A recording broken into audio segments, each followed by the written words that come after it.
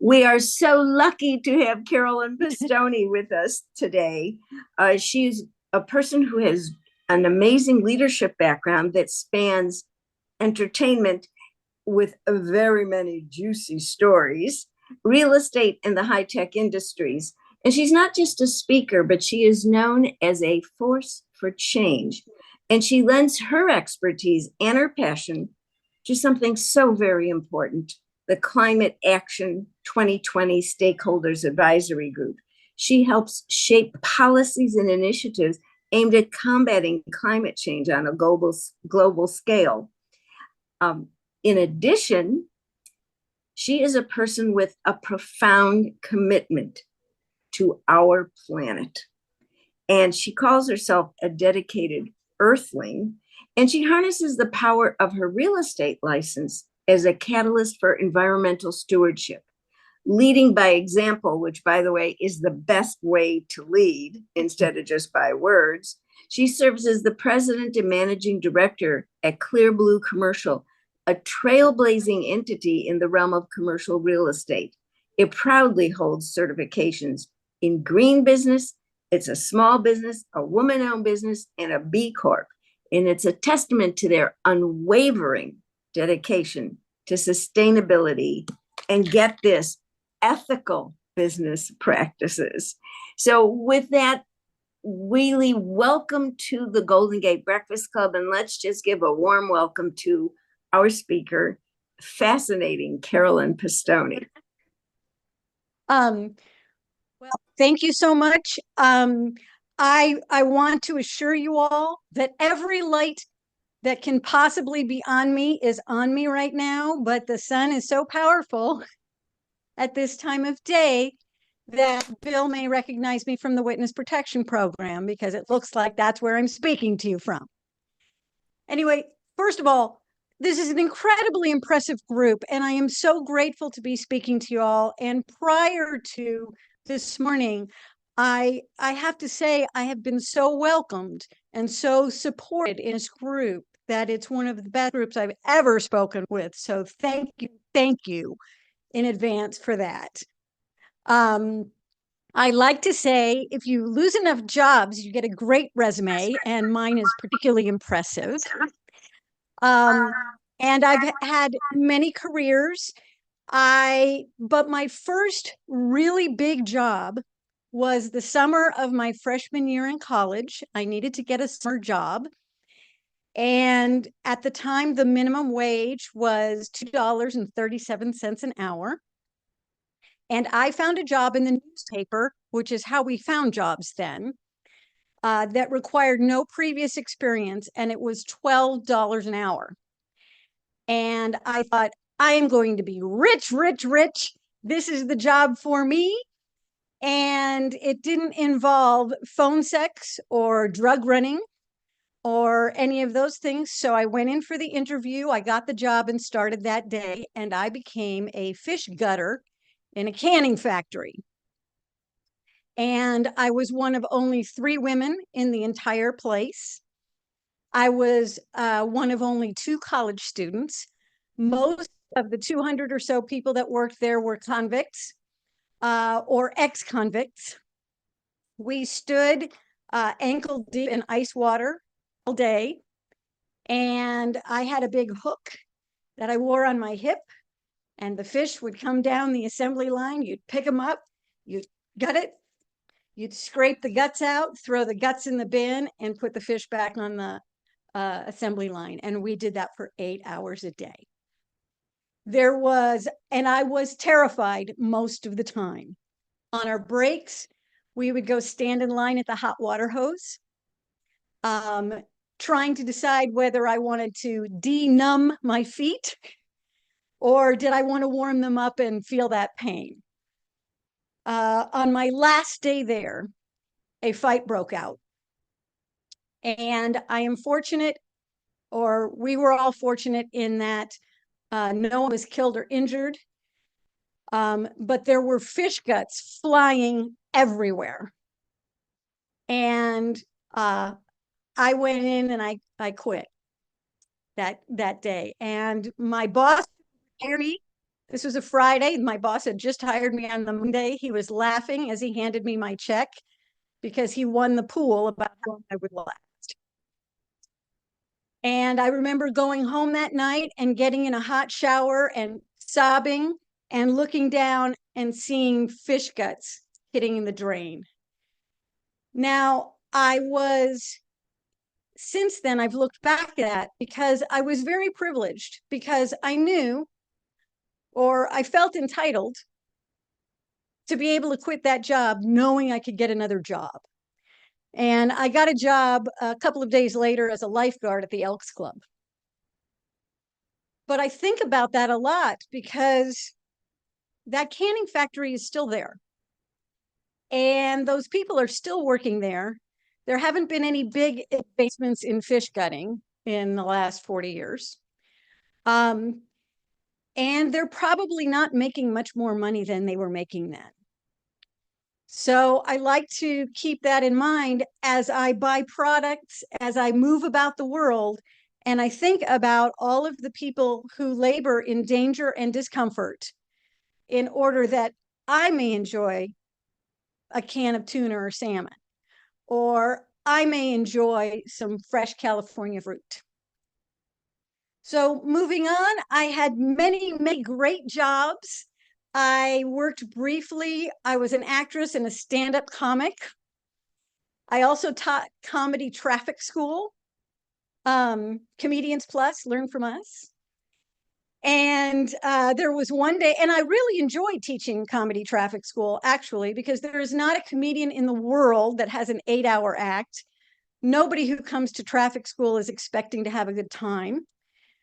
So they're incredibly receptive audiences, and it was wonderful. And at one point, as I ended a class, I had a gentleman come up to me and he said, "Carolyn, I have been to traffic school 9 times, and yours is absolutely the best class I've ever been to." And I thought, well, the system does not seem to be working for you, sir. And I cannot wait to share the road with you. Did you drive yourself here? Subsequent to that, I ended up working as I went to film school. I worked as a production manager at a digital visual effects firm. And this was right after Jurassic Park came out, and digital visual effects were huge. And it was very cutting edge. And I kind of climbed like this. And next thing I knew, I was the director of operations for Amblin Entertainment. And my friends in the entertainment world know that that's Steven Spielberg's company. And I had been there for 2 years, and we set up a press conference. And I was watching the press conference in my office on television with my staff when they announced there was going to be this thing called DreamWorks. And all of us were devastated because we never thought, Camelot is over. We never thought our dear Steven would go into business with these other guys, and we were all doomed. And I ended up getting kicked upstairs, and I was the head of operations for DreamWorks during their first 2 years. And it was,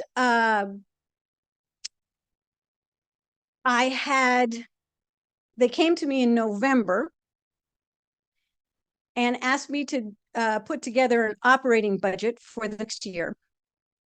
It was the first operating budget ever. And I remember when they came and they asked me, I thought, have you guys seen my resume? I have a degree in drama. I don't know anything about this. And I went home to my then brand new husband and explained to him that I had to do this, and I had maybe a week and a half to do it. And he said, "Well, how big do you think it's going to be?" And I said, I don't know. And he said, "More than $1 million?" And I said, "Definitely more than $1 million." And he said, "More than 100 million?" And I said, "Probably not. But that's as specific as I can be." The thing that was so wonderful about this is I got to go to all of the top people in the industry because DreamWorks was poaching people from other studios at that point. And I got to talk to these individuals about how they were going to build their divisions. And I learned things like, if we're going to feed everybody every day, what does that look like? How many desks do we need? How many copiers do we need? What kind of leases do we need? All these different sort of things. So I put together the budget and I turned it in, and I thought, thank goodness I never have to worry about that again. And then in January, they hired a CFO. And in February, the CFO sent me a memo saying, please provide me with a variance report for January. And I thought, what's a variance report? And through the course of that next year, and he was a classic, beautifully trained bean counter. And I really learned from him the ins and outs of how to manage business and how to manage a budget, and how a lot of people don't like to do budgets. And I went to subsequent companies that didn't do budgets at all because they didn't want to be constrained. And I learned how to use that as a map for anywhere you want to go. Doesn't mean you're going to necessarily stick to your budget or hit your budget or any of those things, but at least you have a map to get to where you want to go, and you have a way of planning if you decide you want to go somewhere else. The next year I did the budget again. And I came in 5% under budget for sure. The next year the budget doubled. So the first year was about 18 million. The second year it was about 35 million.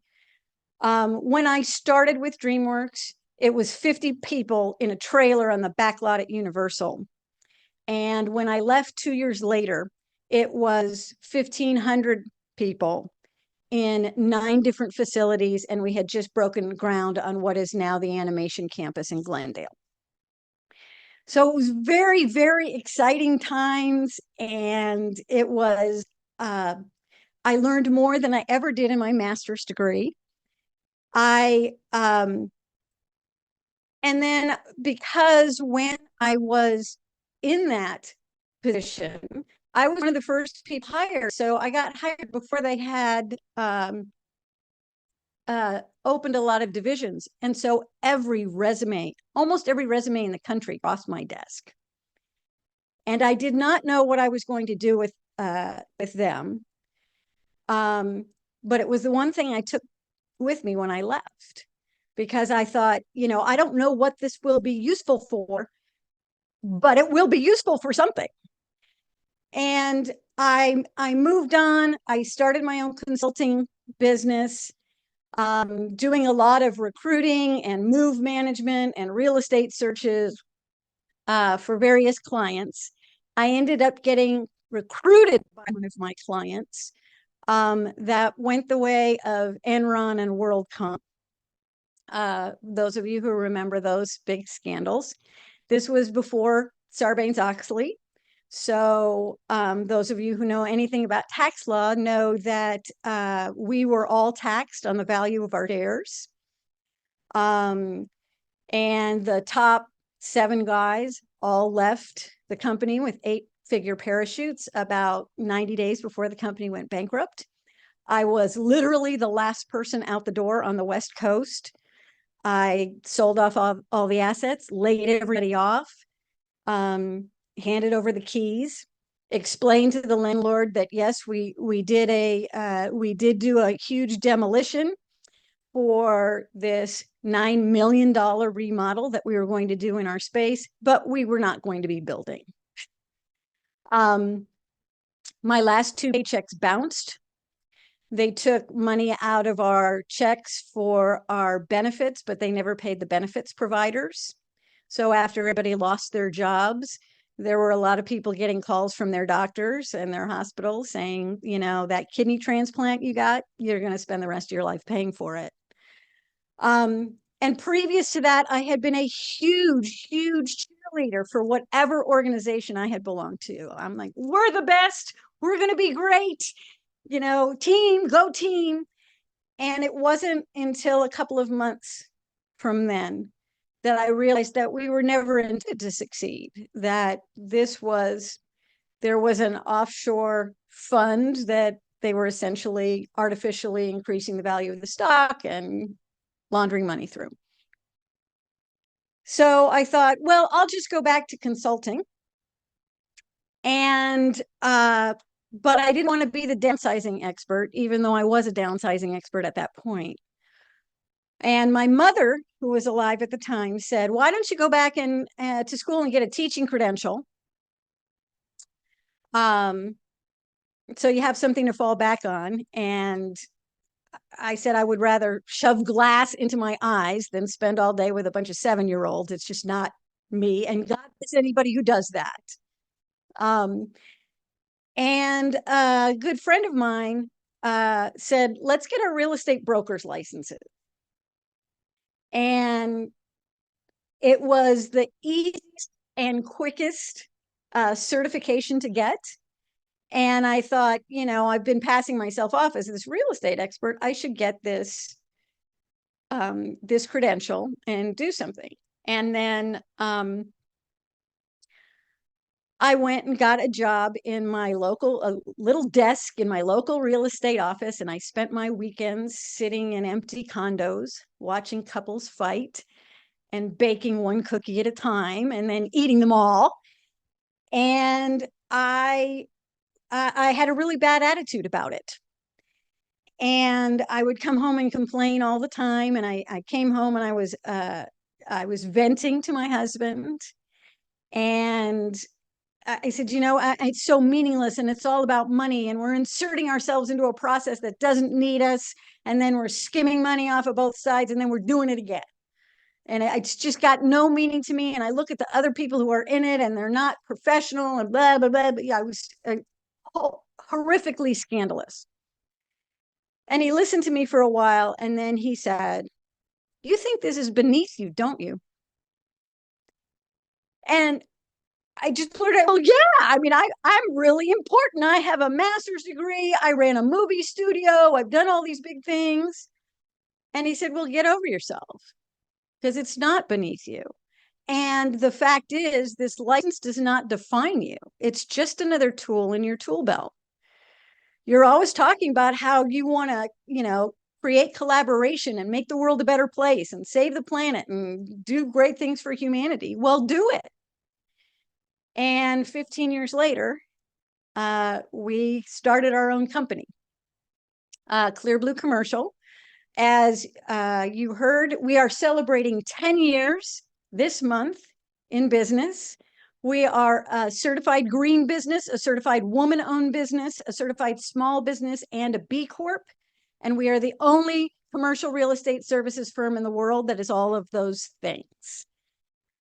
One of the things that we have been able to do is take money that is going to be spent anyway. We do large-scale property management for Fortune 500 companies and government agencies. We also do some brokerage. So I'm talking to you from Petaluma, California right now. If you need an office in Sonoma County, you can call me and I'll help you get one. But primarily what we're doing is this large-scale property management. And what I discovered early in that is the most important thing for me in property management is you develop and control that budget.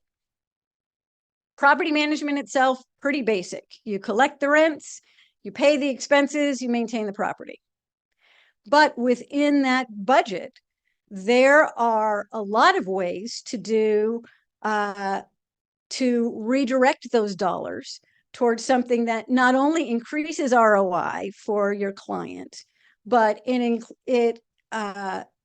can be good for the planet. It can be good for the tenants. It can be good for the community. I can tell you that within about a half mile of where I am right now, our company has saved over 30 million gallons of water. And through some of our other energy saving costs through our solar arrays, through our LED conversions, we have diverted 3.3 million pounds of carbon from our atmosphere. And we are a tiny company. We have never had more than a dozen employees. So if we can do this within what we're doing, we've also, by the way, one of our largest accounts is as a subcontractor for a big corporation for an agency for the state of California. And through the energy saving things that we have done in their buildings, we have saved the taxpayers over $1 million in energy costs. And so if you're a taxpayer in the state of California, you are welcome. As some of you know, and some of you may have seen, I have just written and released a book. And here it is. It is called Open for Joy, A Journey of Healing and Business Success. And initially, I set out to write 2 books. One was about personal overcoming early childhood trauma and personal adversity and adopting special needs kids and working through the juvenile justice system, all these types of things. The other one was about business success and doing good for your business and using business as a force for good. So I had these 2 little notebooks and I would walk around and I'd carry them around with me. And when I'd have a thought or an idea, I'd jot them down in one or the other book. And I found myself frequently with both notebooks in my hand, trying to figure out where this little tidbit went. And it was then that I realized that there is no separation between your work life and your real life, that it's all connected. And what I really wanted to talk about was bringing your whole self to your whole life. And I personally, first of all, I want the world to be a better place because I was here. Because I just want to be loved. Is that so wrong? But I had, when I used to do workshops and recruiting events and seminars for my clients or for companies when I was an employee, I would start with some values-based work. And I had this little exercise that I would do where I have a sheet that's got like 100 values on it, and I would pass it out to everybody, and I'd say, okay, you have 90 seconds. I want everybody to circle your top 5. And if there's some value on here that's important to you that you don't see, feel free to write it in and then circle it. And everybody would freak out. The first question was always, do we have to write our names on this? And the answer is no, this is not going on your permanent record. That's not what this is. There are no wrong answers. Genocide and environmental pollution and pedophilia are not on this list. These are all good things. So pick your top 5. And then inevitably, I would get the question every time. And I did this 2 weeks ago. I got the same question again. Somebody would ask, are you talking about our values at work? Or are you talking about our values in our real life? And that always stumped me because your values are your values. And if you have different values at work than you do in your real life, then you are working at the wrong place. So we would go through and do that, do the exercise real quick, and then we would tally them up. And we would post the top 5 for the group. So whatever group it was. And I would say, these are the values that we all share. This is what we're saying as a group that we share. And this is what's important to us as a group. So now we know that whenever we're making decisions, whenever we're interacting with each other, whenever we are planning the work that we do, we are going to use these values as a touchstone for how we interact with each other, how we interact with our clients, how we interact with the world. And then from there, you start to look at why do we come to work?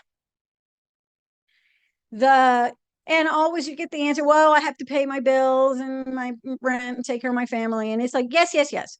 We all have these responsibilities. So we'll write them down that this is something that we need to do. However, why did we come to work here? Because I didn't round all the, in my company, I didn't round them all up with a gun and tell them they have to work here. I'm not holding them hostage. I'm asking people why they came to work at the particular place that they work, and what is the value that this job brings, that this company brings, and what can we do to make this meaningful to all of us. And it's a way to bring our whole selves to our whole life and get the most out of people. For example, for us being a B Corp, there are a lot of things that we do that may be different than other companies. And certainly commercial real estate is not necessarily known for its benevolence and its valued humanity. It's historically has been strictly a profit-making venture. And there's a chapter in my book called Money Isn't Even a Real Thing. And it isn't. It's just, it's an agreement. It's a human construct. So when I look at what is the value that I'm bringing to the world, yes, I want to increase ROI for my clients. But there are ways to increase your ROI without squeezing every last drop, every last resource, and every last drop of sweat equity that anybody's ever doing. There are ways to make it benefit everybody. And I was working for another large real estate company, one of the Fortune 500, and I was at 101 California in San Francisco on the 47th floor, and I had an office that overlooked the Bay Bridge. Beautiful view. I absolutely enjoyed every day seeing the bridge and seeing the traffic, seeing all of the commerce that comes into the Port of Oakland and the Port of San Francisco, and seeing all these large tanker ships coming and going. And one very foggy morning, I was there quite early. And some of you who are local may remember, it was the day that a large oil tanker, the Costco Busan, hit the Bay Bridge. It hit one pile on the Bay Bridge. And when the fog lifted, I remember seeing it kind of off to the side, leaning over, just spilling its contents into the bay. And which was upsetting for many, many reasons. And it stayed there for 5 days. It took 5 days to remove it. And in the meantime, I'm still watching all of these ships coming in and out, because that Golden Gate Bridge, it's not a real gate. And I remember thinking, if I was bringing home my groceries and I dropped a bottle of olive oil at my front step, I would block it off and clean it up and then open it up for people to come in and out. And I realized that there was no mechanism to do that in two of the busiest ports on the planet.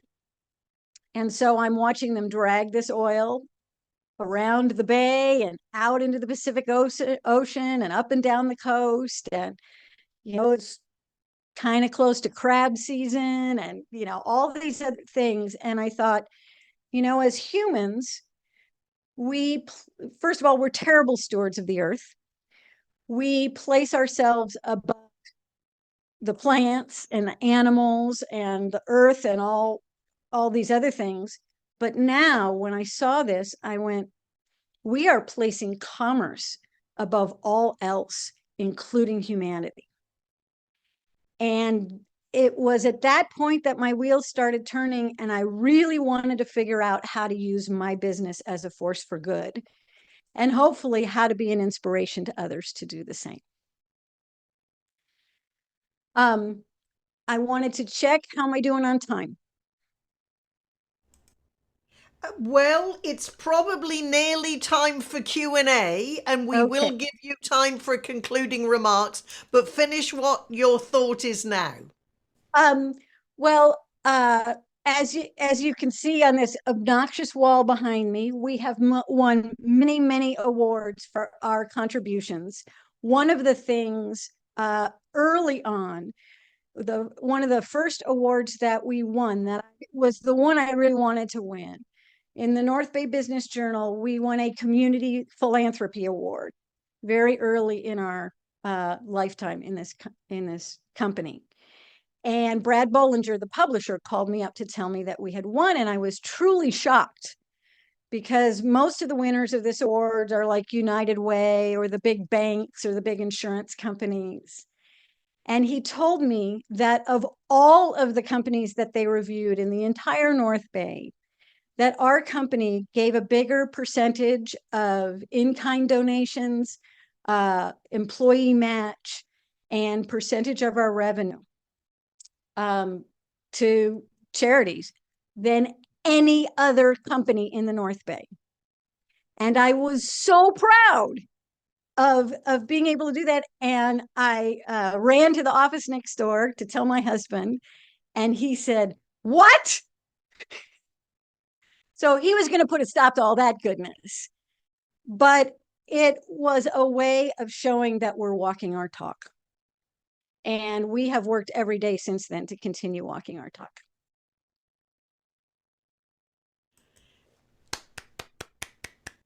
Well, I'll take this spotlight off so that it'd be easier to answer questions. So, well, one, thank you for being such a great role model. As a taxpayer, thank you for saving us $1 million.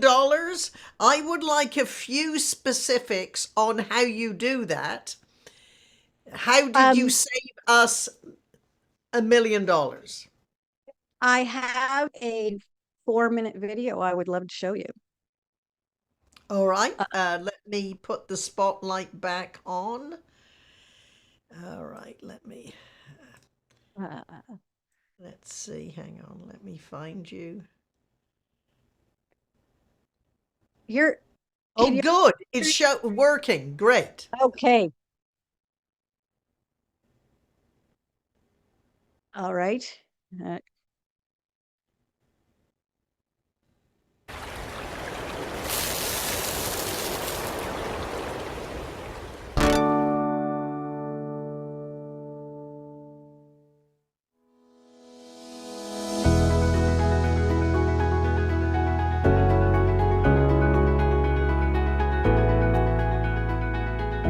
We are doing a solar project, a Clear Blue commercial. Why would someone do solar in the first place? It's a pretty compelling argument there. You can reduce your carbon footprint, you can save money, and you can increase your resiliency. That goes back to Clear Blue's big picture goal of becoming a net zero business. It's something that we as a global community have to prioritize. At Clear Blue Commercial, we take our commitment to the planet and to humanity very seriously. We are looking for ways to walk our talk and green every property we touch every day. Net zero is not just a buzzword, it's what we all need to be working towards all the time. It's also a very compelling case from a financial standpoint. One of the major costs for most businesses is utilities. And solar is one of the few technologies right now that has a phenomenal return on investment and a very quick payback period. If you're a customer, a client of a property management company, and they want to make a difference, they can come in, set up a power purchase agreement. As the customer, you would sign an agreement and they would design, build, own, operate, and maintain the system. So it's zero money down. And then they charge you an agreed upon price for every kilowatt hour that the system produces. You can save 30 to 50% by my property manager adopting solar. The biggest challenge in getting a project like this off the ground is getting all of our stakeholders to believe that there is such a thing as a win-win situation. The capital outlay is a big obstacle for both landlords and tenants. By contracting with a third party in a power purchase agreement, we are able to remove that obstacle while providing our clients with cleaner, cheaper energy right away. So it's really a huge win for me as well, and that I can take that savings and then reinvest that in my own business. And the best time to have taken action was yesterday. The next best time is today. That's why Clear Blue has really been pushing hard on this for the last year. The one thing that really drove this project forward was Carolyn's sheer willpower and determination. There were many instances over the last few years where I truly thought that we had hit a wall so big that we were not going to be able to push past it. And Carolyn's belief in sustainability and her mission and what she's doing was so powerful that it really drove us through that barrier, and we were able to keep the project alive. This project is just the first step on the journey to net zero. And at the end of the day, sustainability is a journey and not a destination. And that's something that Carolyn and Clear Blue have really embedded into the culture, and I'm proud to be a part of it. Hi, I'm Marty Pistone, Vice President and co-owner of Clear Blue Commercial. I'd like to take this opportunity to give kudos to our amazing crew to put together this solar array. I'm Janie.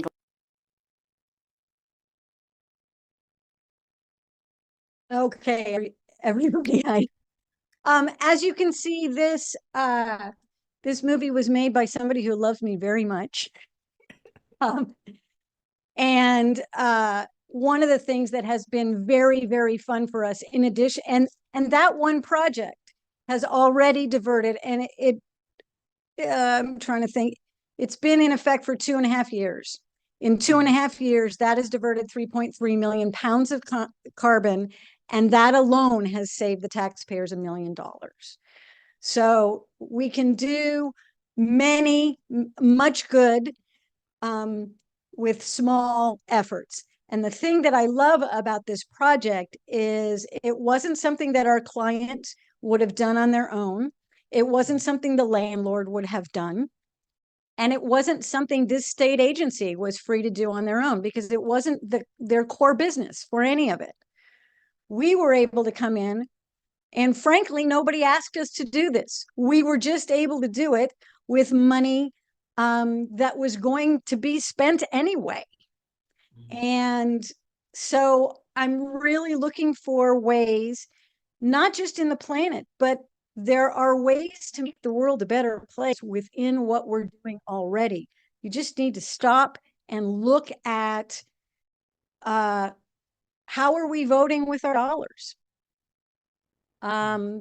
We live in a capitalist society, and I was very proud that the folks from the Business Roundtable a couple of years ago, the CEO Roundtable, finally agreed that there is more to measure in business success than just the bottom line ROI. That there are societal and social and environmental wins that should be measured as well. Thank you. And Doug Bowers and Paul Coleman, thank you for joining us. And Janelle Barlow has a question for you. Hi, Janelle. I think you need to unmute, Janelle. Yeah, okay. Thank you. I think a good invention would be, how do you get that mute button, let you know that it's on? Down there in the corner, you can hardly see it. Anyway, Carolyn, thank you so much. And your creativity really shines through. That's quite evident in what you're doing. It occurred to me watching you, and you've got this new book out. Most of the good philanthropists that I know are people who are doing good things for the planet. They are older. And why aren't there more young people taking this as they plan their careers? And I'm just thinking, I haven't read your book yet, but I'm thinking that probably you could take that book and write it in such a way, using the skills that you had as a comedian for traffic school, and write it in such a way so it would be very engaging for a lot of young people, especially this newest generation. They really want to do something good for the planet, but I think they need to be engaged. They need to be hooked. And it seems to me that you've learned how to do that. But you've gotten to a point in your life where you're no longer, can I say, young, and That's fair. Maybe there's some way to take what you've done and encourage more young people to do this. That's what we really need. Is we need more than just waiting till people get older and start doing this. We need to get the whole beginning universe of this country involved in things like this. Thank you for that. My experience has been that that all the young people I have met are incredibly engaged. And now and I have spoken at a number of sustainable MBA programs. And the one I spoke at most recently was about it was for people getting an MBA in sustainable entrepreneurship. Which I thought was interesting, because certainly when I was coming up in college, because I am old, there was no sustainability or environmental focus in college, nor was there any focus on entrepreneurship. And I remember when I was asked to speak at this, I thought, how entrepreneurship is something that most of us come to out of need or desperation. How do you possibly teach such a thing? Because entrepreneurship by its very nature is charting a new path and finding a new way to work. One of the things that caused me to write this book is because I have a small company and we have a small footprint. I wrote this book and started to speak because I thought that it's time for me to step on a bigger stage with a bigger microphone to have more impact. So thank you for bringing that up. And I agree with you that it's this next generation that is inheriting what we're leaving them. And and I say this in my book, it can be an incredibly daunting and intimidating task. But don't believe anybody that tells you that you can't change the world. You can. You just can't do it alone. Good. Susan Rowan? I can't thank you enough, Carolyn. Thank you for talking about your story. I think there is a thread from fish gutting to what you're doing now. I don't know why I pictured the cannery row as you spoke. It was very vivid. I probably will be sticking to eating meat, but you said some very powerful things. One of them that I would say is a great goal, and I think it's one that we all would want, and it personally leads into next week's speaker, Leslie Charles. You said, I want the world to be a better place because I was here. And I think that that is a tremendous goal.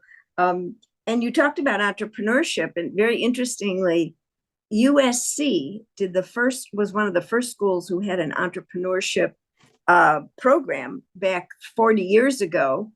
And when Dr. Buzzkirk was on television talking about it, my then husband said, well, you're in Women Entrepreneurs, you got to call these people. And I called USC. I ended up speaking there. And the young woman who answered the phone, who was one of the students, is still one of my friends. So what you said is, we can't do it alone, I think needs to be underscored. And I love your energy. And I have to say, I could see the sun switch because you got more well lit as the sun in Petaluma switch. But I want to thank you, because this is, as we see who you are now, I think we all realize how did we get to where we are? There are all these different twists and turns in our paths, and you never know. And the interesting thing is that you said yes, but I want to go back to one other thing. You said your second job was being a lifeguard. You still are. Oh, Well, Thank of course, Roanne, being a best-selling author herself, has a way with words. And after she talked to you, she said, we got to make sure she tells us about her Hollywood experience. So thank you for including it. That is a brush with fame to have helped Steven Spielberg build his business. And on behalf of all the farmers in America, Randall Reeder, your question. oh my goodness. No pressure, Randall. No, this is good. She anticipated my comment because I compliment you for having I'm talking solar here, the solar collectors on the roof, as opposed to being involved in agriculture myself. We kind of hate taking prime farmland and putting solar collectors on it and taking it out of agricultural production. Quick observation, we had, one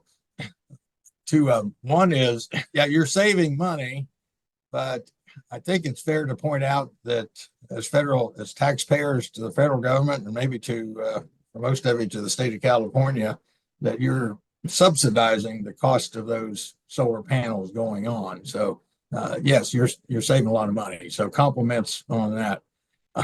A quick example, I'm in the Columbus, Ohio area, and there's a big building just east of Columbus, flat roof, 2 acres with roughly almost 100,000 square feet of roof space, and no solar collectors on that roof at all. And here's the odd thing, that building, they manufacture solar panels.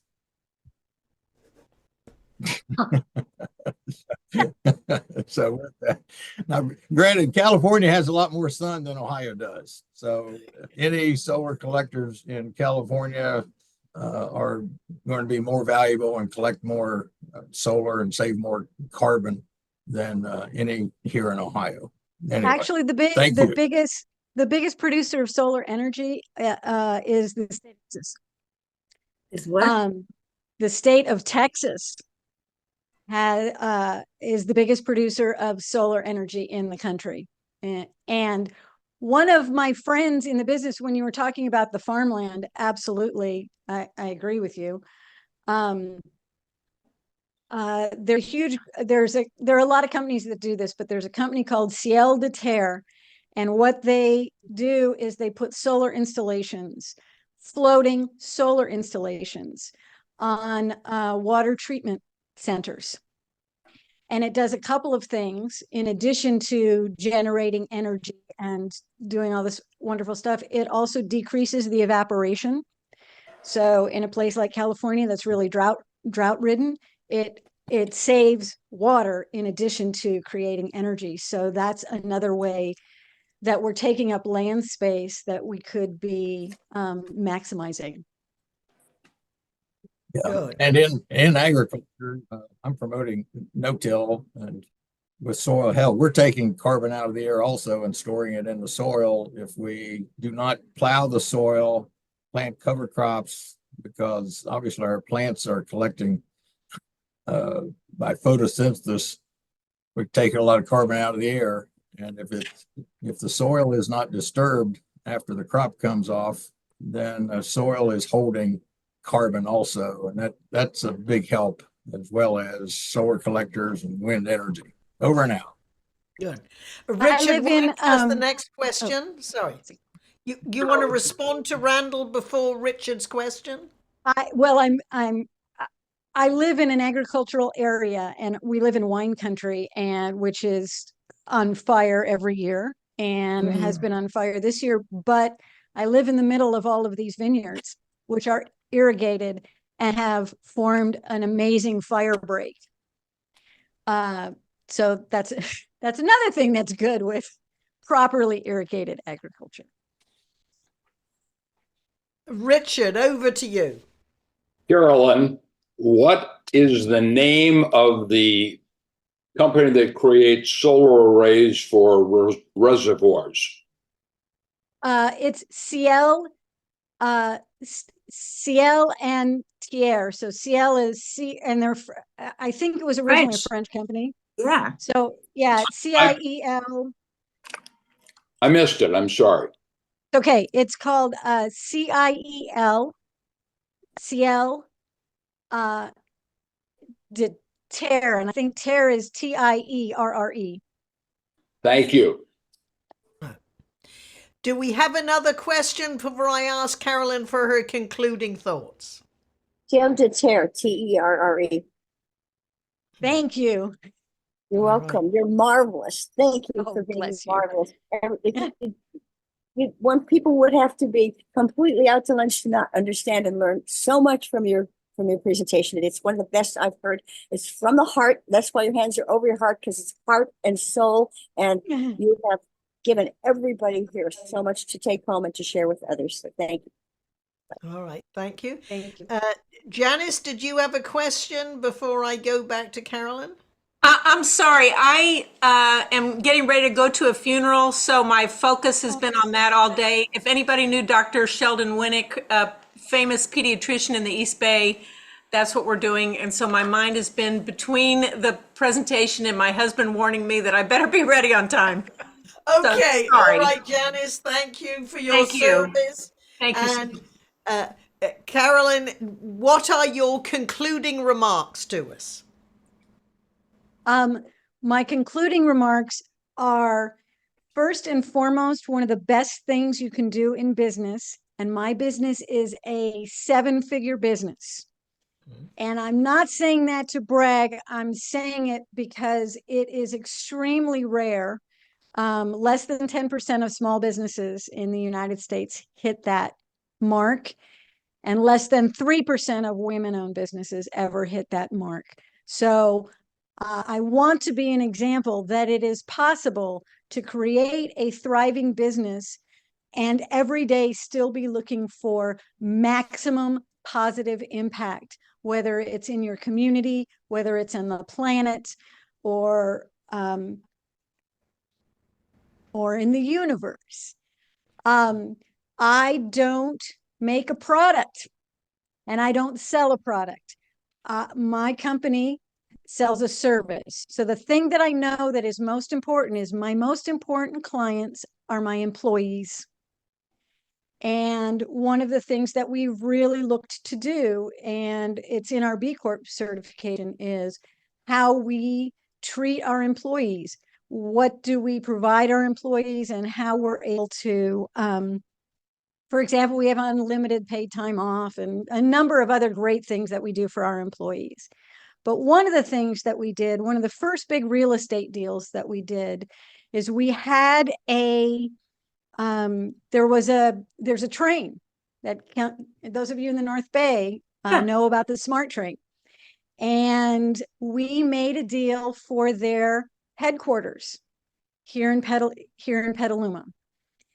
Well, when they moved in, we decided, we were so excited about this that, here's a big deal. And we were kind of new on the scene at the time.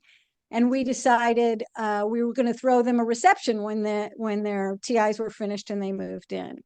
My assistant engineer had a catering company with his mother, and we got them to cater a brunch for us. My office manager was also a dancer at a dance company, and my chief engineer was a musician and had a band. And one morning in the shower, where I do my best thinking, I rewrote the words to Folsom Prison Blues by Johnny Cash, because it's got that great train down. So I wrote all about this great new train that's coming to Petaluma. And when we did this reception, as it happens, my husband and I were both from the film industry. My husband was there with 3 cameras. And when they started to play this Folsom Prison Blues, we did a flash mob. So we had a group of dancers and a group that came, and they were all wearing just work clothes. We all came in our work clothes. They started playing this song, and all of a sudden one started a dance, then another one started a dance, and then we were all together. And then we edited the video and gave it to the Smart Train people as a gift. Here you go. Here's a song and dance about you guys. Now, nobody asked us to do this. We didn't make any money doing it, but everybody at work felt completely seen and heard and fully realized, and it was fun. It was the best day at work ever. And I think that it's important, especially when you're thinking about things like climate change and social inequity and, community issues, that it can be very daunting and depressing. It should be. It can be joyous and fun. And that's the most important thing. And that's why I wrote a book called Open for Joy. Wonderful. Thank you. And you began with fish guts and showbiz, and you ended with showbiz. We love it. And you are encouraging us, as my brother Robert Fripp would say, to perform acts of quality. And an act of quality is ungovernable by size. So a small act of quality is as important in the world as a large act of quality. And thank you very much. And with that, I will turn off the recording.